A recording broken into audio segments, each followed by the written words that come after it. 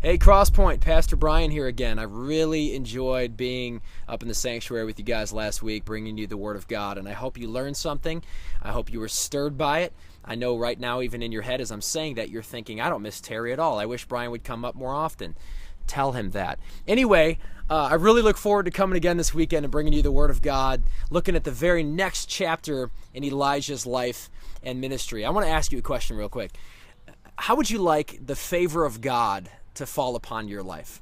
How would you like for him to bless you and use you for extraordinary things? Well, clearly nobody's going to say no to that, right? I mean, who's going to say, no, I don't want the Lord's blessing on my life. I don't want his grace and mercy. No, I don't want him to use me. Of course we want that, right? So the question we have to ask on the heels of that is, what kind of people does God bless?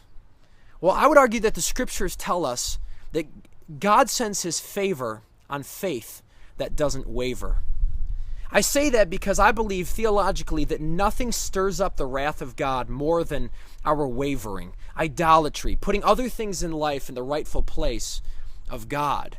So with that being said, we have to begin to assess what other things we might be elevating to an idol position in our lives. But I believe God also calls us to be like Elijah on Mount Carmel, to confront the idolatry of our day, to push people back in the direction of worship of the one true God. I say all that to say this.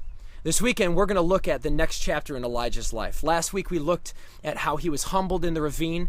And this week, we're going to look at how God used him in a very public way, a very exceptional way on Mount Carmel to call out the prophets of Baal. And hopefully this weekend, God will get your attention to show you, hey, I want to bless you, I want to use you, I want to send my favor upon you. But in order to do that, you have to have unwavering faith.